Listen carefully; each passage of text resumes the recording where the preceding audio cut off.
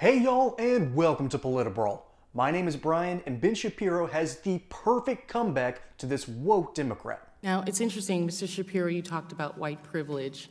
And just this week, I had a conversation with Rachel Lazar, who's done some work, a Jewish American woman who's done some work on this area, as well as having extensive conversations with Dr. Greg Parks of Wake Forest University, who's also talked quite a bit about critical race theory.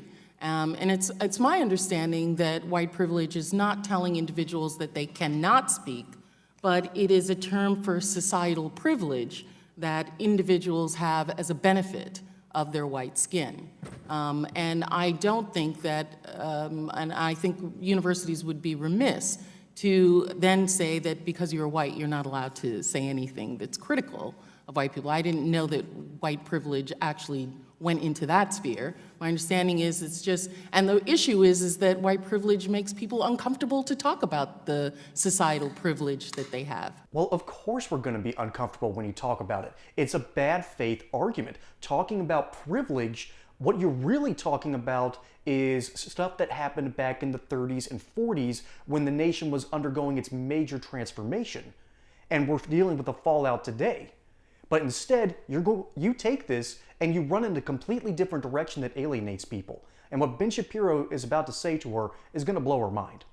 Well, to me, what I say on campuses all the time is if you want to cite instances of racism that we can all find and fight together, that's something that I'm more than willing to stand next to you and fight, because that's obviously stuff that we should fight together. But when you just say that there is a white privilege out there in the ether and that by dint of birth your skin color generates for you an advantage, what you're really saying to people is that your view is less valuable because you have not experienced what I've experienced. And that is an identity argument, that's a character argument, that's not a rational political argument that can actually be taken on in any way. It's more of a cudgel and a club than it is an attempt to open a discussion. Well, I think it's a demonstrable evidence that through society's demographics that being white has societal privileges that being black does not. But we can talk about how that manifests, because that's I'm more also interesting, interested in what you just said now, is that you would stand next to anyone who has this.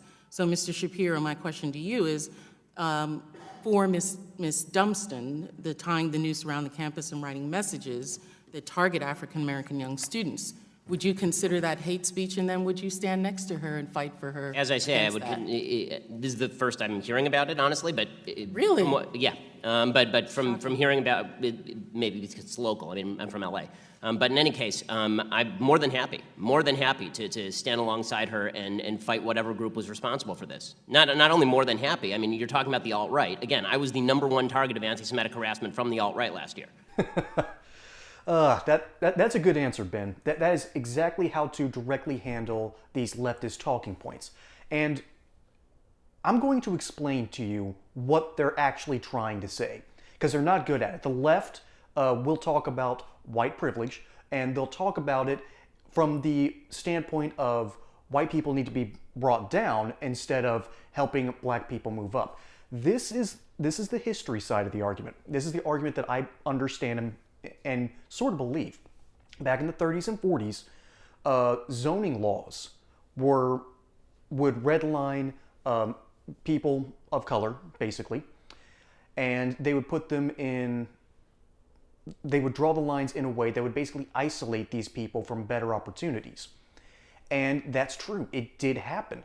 And the politicians that did this were clearly racist. However, what the left will talk about, and they're talking about in terms of today, not in terms of history. They change the argument and start talking about now. They'll talk about what the privilege is now. Unfortunately for them, actually, no, fortunately. Fortunately, the playing field is level now. The playing field was level after the civil rights arguments, because the conservative mindset is ultimately a playing field where everyone's on an equal level under the law. That's the goal. That's the kind of rights that we should have in this nation. Unfortunately, what happened after that was mainly up to personal preference. So the whole argument does have a pillar of truth around it, but then there's no other foundation outside of it.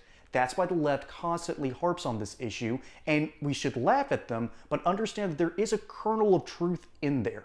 And it's understandable, because they're trying to help people.